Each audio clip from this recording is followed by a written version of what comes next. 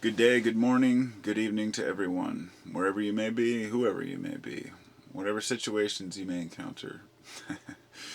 I just came to speak my mind about life and philosophy, and I avoid the actual concept of philosophy. You know, in my videos, like I make videos that are philosophy, but I rarely make a video about philosophy because well, I don't know why. And I guess I thought about it a little while ago, and I was thinking that, someone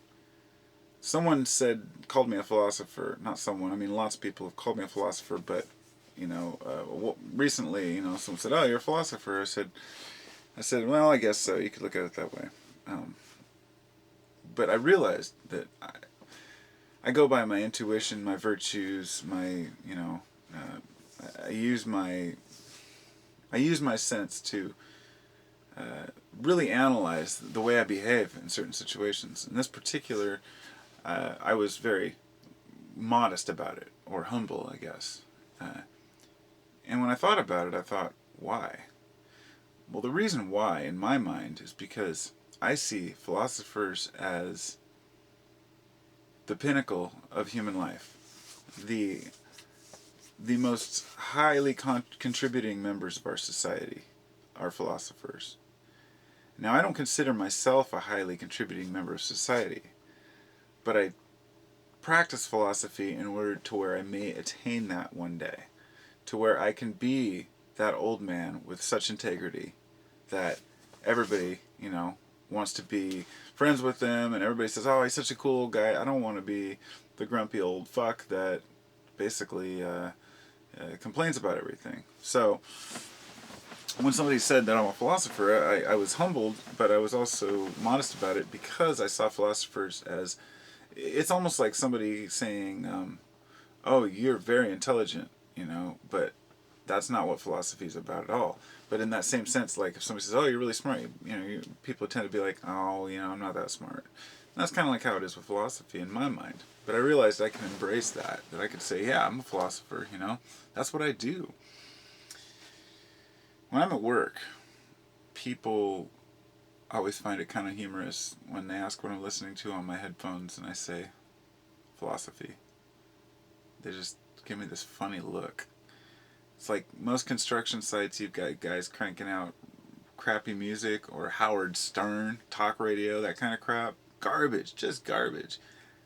And there I am listening to Manly Hall and Alan Watts, Terrence McKenna. I have just an MP3 player that has like 4 gigabytes of just 16K like recordings, just thousands of hours of like every Manly Hall lecture, every Alan Watts lecture, and I leave it on random. The funny thing is that it repeats itself. I have to fast forward at least every couple just to get to something I haven't heard because there really isn't much left. So I'm saying that because I use that philosophy to further my own endeavors, to try to learn from what the elders have already learned and what the philosophers have already taught us in order to develop my own philosophy. Manly Hall covers many different people like Lord Francis Bacon and Ptolemy and Socrates and Plato and all these different people, and basically centers on their main points. And when I think about a person who spent their entire life seeking truth, let's say Socrates, for example. Socrates chose death over paying a small fine. He was ordered to pay a fine for breaking the rules, and he didn't believe that he had broken any rules, and so his choice was either to pay a small fine or drink the hemlock, and he chose to drink the hemlock, and he died. That choice was not just ignorance, or not just in the moment, or a crazy old man, or someone who was ready to die. It was none of those things.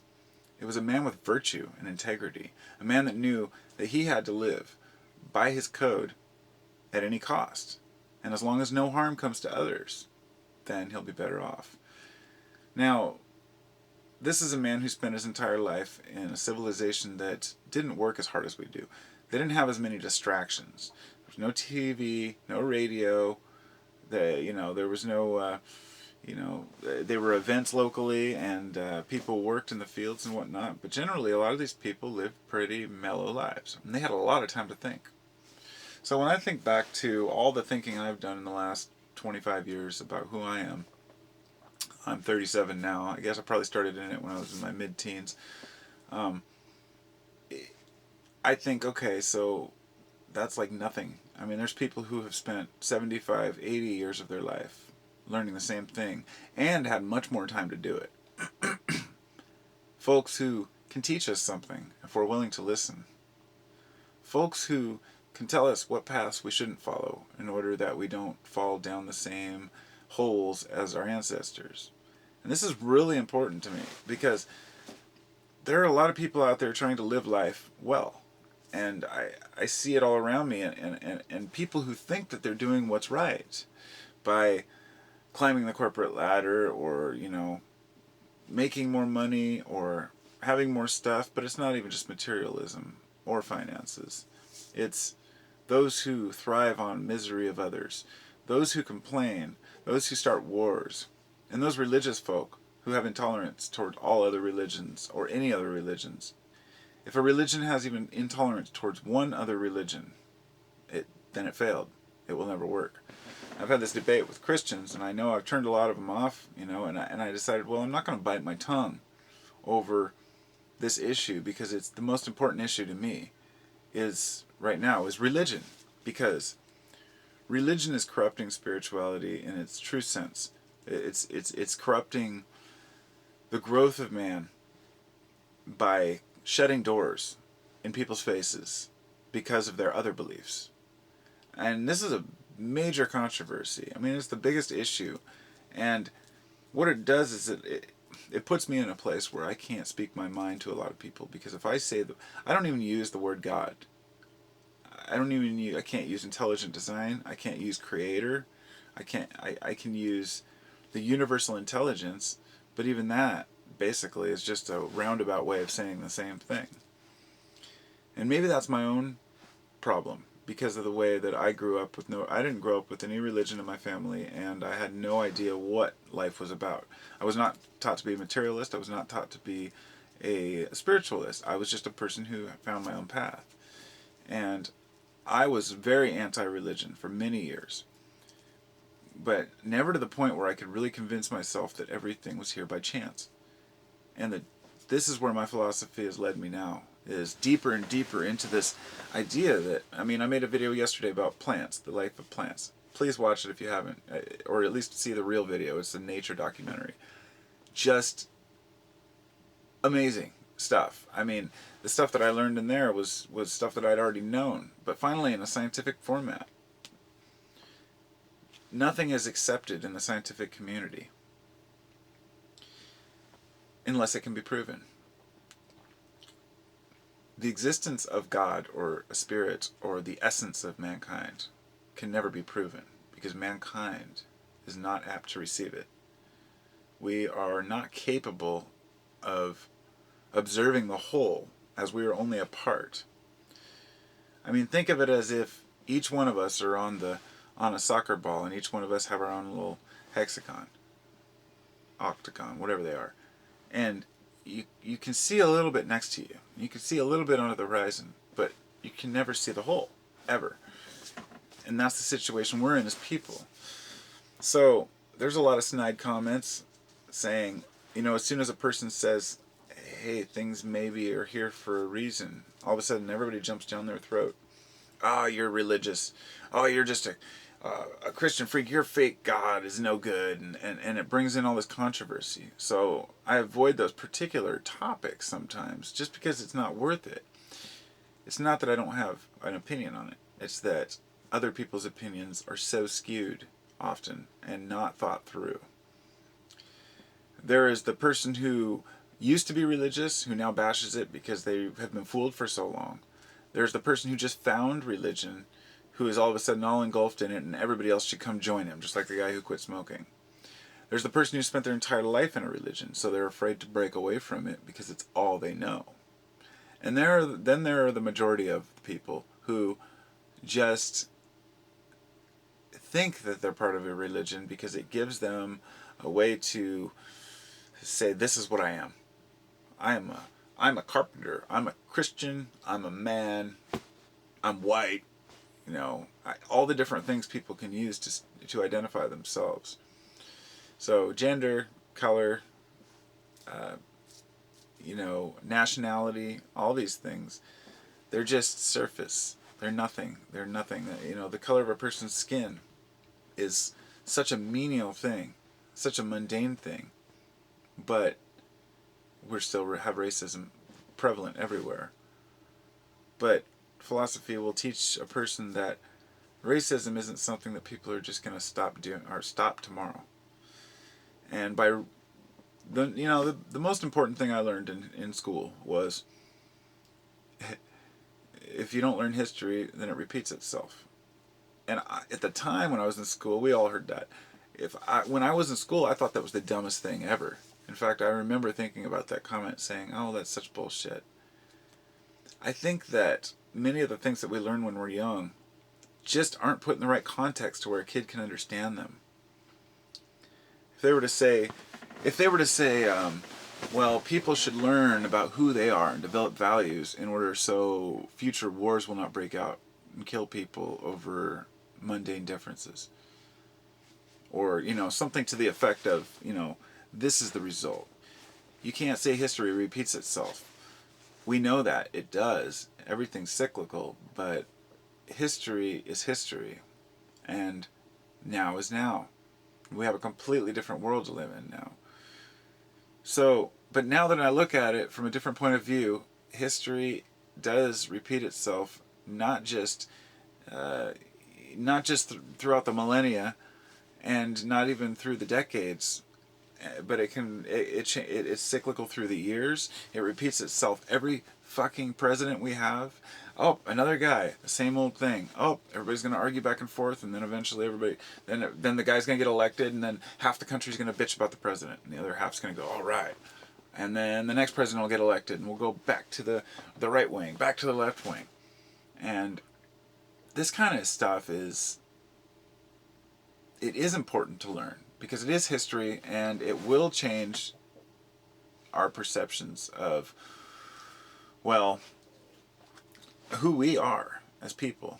I mean, I'm just a guy that lives in a place and has a family and friends, just like every one of you. And I never forget it.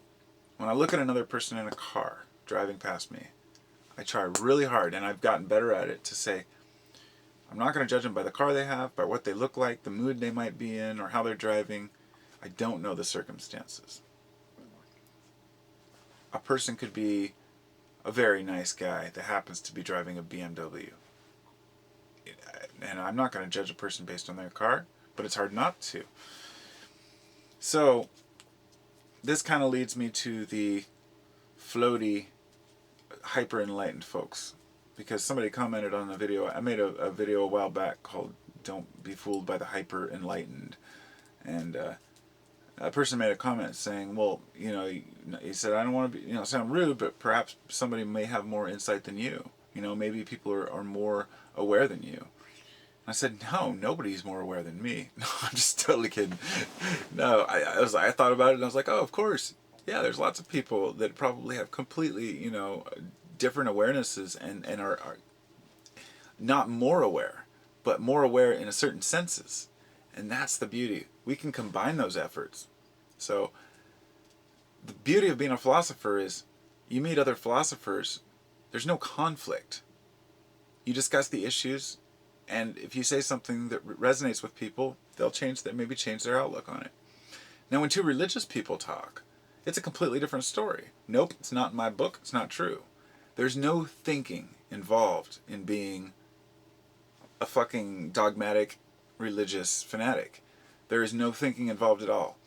And it irritates me to no end, because these are the people who claim to have the greatest values, who actually believe in the Ten Commandments, as if, I think Confucius, or one of the ancient Chinese philosophers, he said what Manly Hall said was the best sentence of all time, the most important sentence of all time, and the sentence was, a person should never harm, kill, maim, insult, or injure, or take from another person. I mean, it's the Ten Commandments in one sentence. That's not the word verbatim, but that's basically what it was. It was one sentence saying, basically, don't do bad shit to people. And this is the biggest thing to me, is because Christians will take the Bible and say, well, this is my philosophy. This is what it says. Look, these Ten Commandments are given by God, and look, they're true. They are true. We live by them. The Ten Commandments didn't just appear out of thin air. They're well thought out by many well-intended people over millennia to try to figure out what it takes to have value and integrity in a society. And the fact that people can't see that is just dumbfounds me. And I'm trying not to get too far into the religious thing, but it's important because it's, coincides with what I'm talking about. If the Bible was infallible, then it would reveal things that no mortal man could ever convey. So that's where I stand on that. However, on the same token, the Bible, while I used to be a Bible basher, I respect it and I read it now because it has nothing to do with who Christ was, but the teachings of Christ. But just the idea behind the archetypes in the Bible, the symbology. And I know that I view things differently than people. Here's the thing. I'm not saying better or worse. I'm saying each person's individual. And so when the person said that about somebody being more enlightened, I started thinking about it and thought, well, each person thinks that they have what it is, what it takes. And the mind will fool a person even if they don't. And so I have to ask myself consistently, all the time, every day, is what you learned and is what you're believing true? Or not true, but does it feel true in your heart? And the more I scrape off that surface on my heart that keeps out truth, the more I allow myself to be wrong, the more I allow myself to change, the easier it is to do. And your mind becomes totally malleable. You flow. You just flow. You melt. You mold. You go to work, come home, you do this whole thing. I got the kids and got to do this, got to do that. Philosophy is designed to make a person happier in their life. And religion was a way to take philosophy and stop thinking so much. It was a way to take the philosophy that all men knew and say, well, okay, philosophy says we have to do this and be good people and this and that, so I'm going to believe this because this book has all the answers and I don't have to do any further thinking. Now, I don't know what other people think. I'm not saying that all people are like that.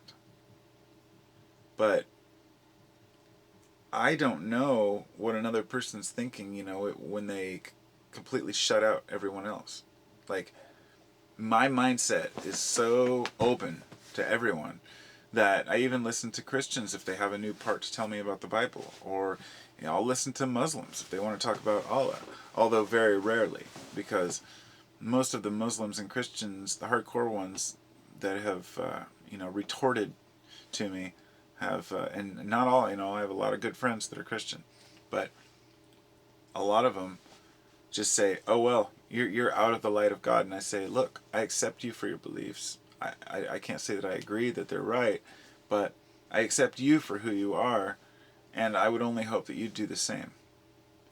And rather than even humor me and say, oh yeah, I accept you, they say, no, you're going to hell. Wrong. How can a person believe that? Now, if a person lives with virtue and they do the best they can every day, it's just not good enough unless you beg forgiveness for sins that man commits. And that's just one little part of it.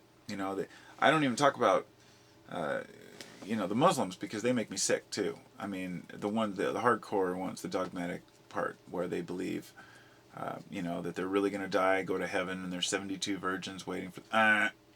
Stop. Hold on, 72 virgins? Wait a minute. Nope. People just need to think it through. So the Christian will look at that and say, 72 virgins, that's ridiculous. And then somebody from a different religion would say, gates of heaven and the clouds, that's ridiculous. But every person believes what they believe so strongly. I don't know how strongly, because I'm not in their minds. I'm not in your mind. I don't know what you're thinking. I'll never know what you're thinking. I'll know what you tell me you're thinking, but I'll never know what goes through your mind on a day-to-day basis. My thoughts are constantly on how to be happier, but not just for myself. And here's the clincher, man. This is where it all becomes so important, is when your desire to be happy, which society tells us, be happy, don't worry, be happy. Be happy, that's great. But never do it at the cost of other people's happiness. So if your happy is based on materials, those materials may have been made through someone else's suffering. Perhaps it was something that you like to buy that was made in China by people who don't get paid enough, and it is, supports the corporate system. All these little things, Happiness does not come from materials at all. They're always short-lived. I don't even need to say that. I mean, because anybody who's listened to this video this far probably knows that already. Because I know a lot of folks would just turn it off if they don't have any desire for growth. And I want to see you grow. I want to see everyone grow. I want to grow. I want to grow into a better person. I want to grow to know what is true without fear. And so when I have a thought go through my head and it gives me fear, I ask myself why. I've learned to basically cast all that aside. On the other hand, when I have a thought that that makes me feel stressed out or anxious, I need to fucking really analyze that. And it come more and more the more you practice. A good example is when somebody makes a comment that gets me emotional on YouTube, and I comment back. Before I'm even done posting the comment, I'm like not shaking, but I have that feeling, like that intense feeling, like fight or flight. It's adrenaline. It's the adrenaline you get from speaking your mind to somebody.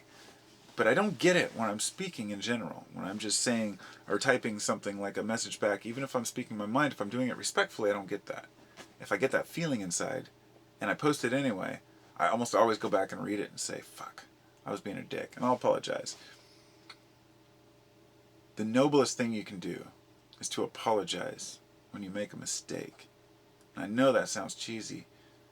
Maybe not cheesy, but it sounds obvious to a lot of people. Well, yeah, you make a mistake. You say you're sorry.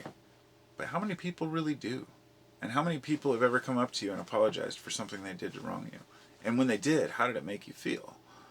It made you feel pretty good. You felt like that person's noble. They have good things to offer. So, the actions that we take on a day-to-day basis all add up to a lifetime of virtue. It's just like diet. I've been trying really hard to eat healthier.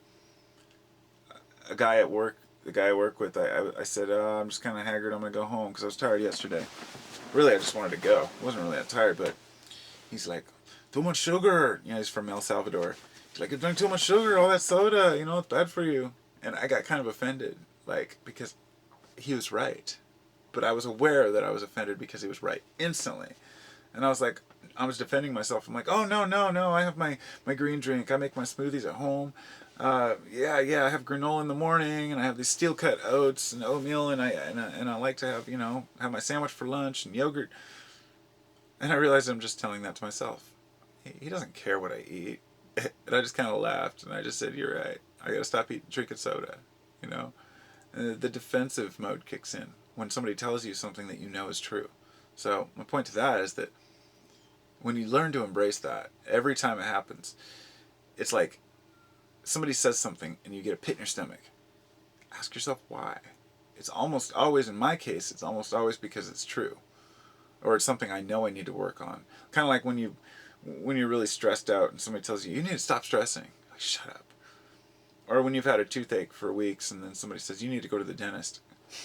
That happens. It's true. I have to go to the dentist. I've had a toothache all day. It hurts so bad. And it's just started to go away after popping a couple of leaves, but it's still there.